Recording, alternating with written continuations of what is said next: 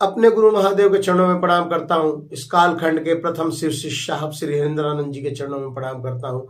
शक्ति स्वरूपा माँ दीदी नीलम आनंद के चरणों में प्रणाम करते हुए सभी गुरु भाई बहनों को प्रणाम करता हूँ। आज का वीडियो आप थोड़ा सा भी स्किप मत कीजिएगा अगर इस गुरु भाई से प्रेम करते हैं तो। इस तरह की जिज्ञासा क्या आपके मन में कभी आई है कि शिव मेरे गुरु हैं? ये बात वेद शास्त्रों में है, लेकिन इसको बताने वाले कौन? साहब श्री हरिंद्रानंद जी।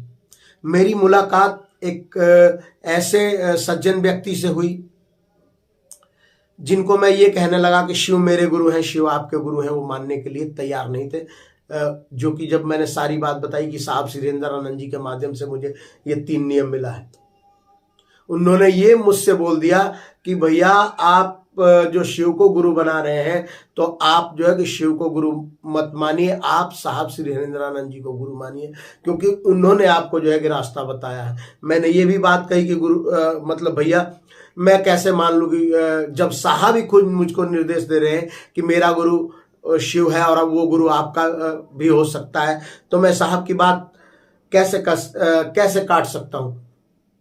तो चूंकि उन्होंने बताया, क्योंकि वो भी एक सत्संग से जुड़े हुए थे कि मुझे मैं जिस गुरु से जुड़ा हुआ हूँ उन्होंने मुझे दीक्षा दी है और वो मुझे बताया कि आप परमात्मा से प्रेम कीजिए।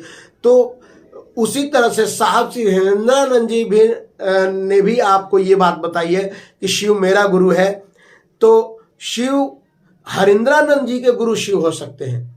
आपके गुरु तो साहब श्री हरिंद्रानंद। बहुत ही मार्मिक विषय था। मैं सोच के बहुत देर तक मैं सोचता रहा और महादेव से मन ही मन दया मांगता रहा कि महादेव बात तो ये बिल्कुल सत्य कह रहे हैं। लेकिन एक तरफ मैं साहब का ये भी देख रहा था कि साहब ने जो मुझे निर्देश दिया है कि नहीं मेरे गुरु शिव है, तुम्हारे भी गुरु हो सकते हैं, तो मैं साहब की बात भी कैसे काट दूं। लेकिन वो व्यक्ति, वो भाई सज्जन व्यक्ति थे और काफी समय से अपने गुरु से जुड़े हुए हैं वो, और गुरु के द्वारा दीक्षा जो मिली है उस रास्ते पे वो चलते हैं। लेकिन वो बार बार मुझे यही कह रहे थे कि साहब श्री हरिंद्रानंद जी के गुरु हो सकते हैं शिव, लेकिन आपके गुरु तो साहब श्री हरिंद्रानंद जी हैं, क्योंकि उनके माध्यम से ये 3 नियम आपके जीवन में आया है।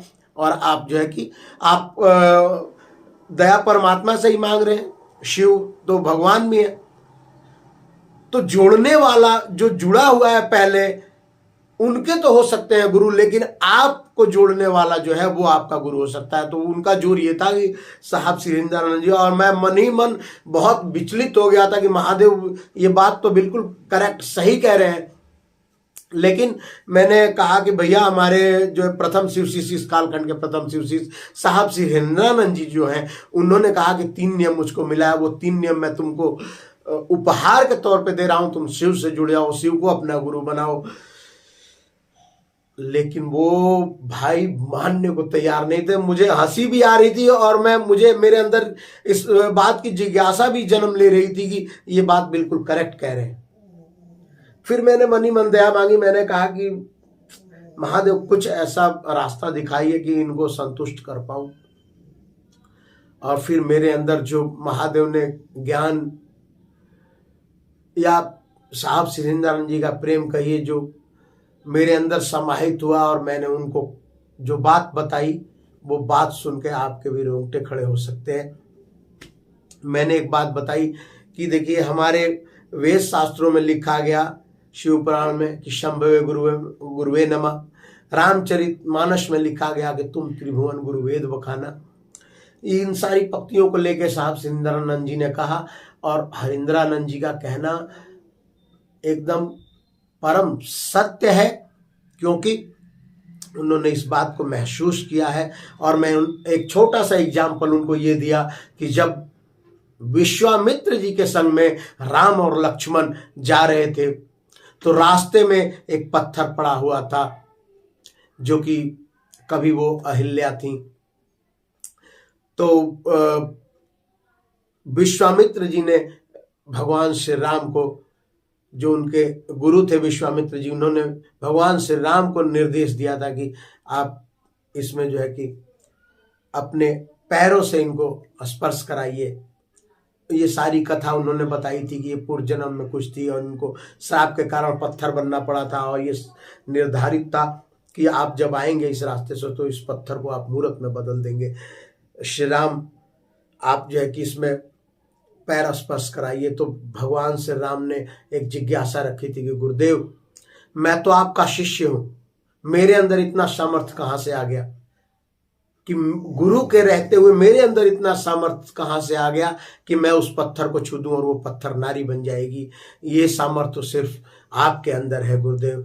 विश्वामित्र जी के आगे विनम्रता से उन्होंने कहा था कि गुरुदेव, ये सामर्थ्य मेरे अंदर नहीं है, ये सामर्थ्य आपके अंदर है, आपसे मैं शिक्षा ग्रहण कर रहा हूं, और मैं कैसे उस पत्थर को नारी बना देता हूं। तो विश्वामित्र जी ने एक बात कही थी, गोस्वामी तुलसीदास जी ने इस बात का वर्णन भी किया है कि चरण कमल रज चाहती कृपा करो रघुबीर। हे श्री राम, जो कार्य जिसके माध्यम से होना है उसी के माध्यम से होना है। मैं चाहे तुम्हारा गुरु ही क्यों ना सही, लेकिन ये कार्य तुम्हारे माध्यम से होना है। तो इसको जब तक तुम नहीं स्पर्श करोगे हे श्री राम, तब तक ये पत्थर नारी नहीं बन सकती है। और मैं कितना भी इसको स्पर्श कर लूं अपने पैरों से, मैं नारी नहीं बना सकता, क्योंकि सृष्टि और इस विधि का विधान ये है कि तुम्हारे माध्यम से जब स्पर्श होगा तभी ये शिला नारी बन सकती है, मेरे माध्यम से स्पर्श होगा तो ये नारी नहीं बन सकती है। तो उसी तरह मैंने उन भैया को समझाया कि साहब श्री हिरणानंद जी को ये ज्ञान हो गया कि शिव मेरा गुरु है, तो वो चाहते तो कह सकते थे कि शिव से आप जुड़िए, मैं आपका गुरु बन सकता हूं, लेकिन शायद कहीं ना कहीं उस गुरु का भी आदेश होगा कि साहब श्री हरिंद्रानंद, इस निर्देश को तुम पालन करो कि तुम मेरे शिष्य हो और इस जगत को मेरा शिष्य बना दो, तुम गुरु बनने की चेष्टा मत करो। और शायद यही कारण रहा होगा कि साहब श्री हरिंद्रानंद जी ने ये कहा कि शिव मेरा गुरु है, शिव आपका भी गुरु हो सकता है। और वो भैया संतुष्ट हुए और बहुत ही भावुक भी हो गए कि गुरु भाई आपने बिल्कुल सत्य बात कही है। तो मेरा चूंकि कहने का मतलब ये है कि हमारे अंदर न जाने कौन कौन से भाई बहन मिलते हैं, उनके अंदर से जो जिज्ञासा निकलती है, लेकिन मुझे इस बात का डर था कि महादेव मैं इस बात का शायद जवाब नहीं दे पाऊंगा, तो क्या होगा, ये क्या सोचेंगे। और शायद मेरे अंदर भी ये आजीवन इस बात को भी, क्योंकि एक दो बार, दो चार बार, 10 बार गुरु और भी जो हमारे पुराने गुरु भाई बहन हैं उनसे भी मैंने सुना था कि उन लोगों ने इस बात पे चर्चा करी थी कि साहब श्री हिरणानंद जी ही गुरु है। लेकिन ये देवाधिदेव हमारे महादेव गुरुदेव का आदेश है कि साहब श्री हिरणानंद जी, आप मुझसे जुड़े हो और जगत को मुझसे जोड़ो, मैं तुम्हारा गुरु हूं, मैं सारे जगत का गुरु हूं। कितना इंटरेस्टिंग लगा था मुझे इस बात का कि गुरुदेव महादेव आपके ना चाहते हुए मैं कुछ भी नहीं बोल सकता, आपने चाहा, मेरे मुखारबिंद से ये बात निकली और वो भैया संतुष्ट हुए। बहुत अच्छा लगा था मुझे। और इस तरह की यदि बात आती है तो आप सब गुरु भाई बहन, ये छोटा सा एग्जाम्पल आप किसी को भी दे सकते हैं। इन्हीं शब्दों के साथ मैं आप सबको पुनः प्रणाम करता हूँ।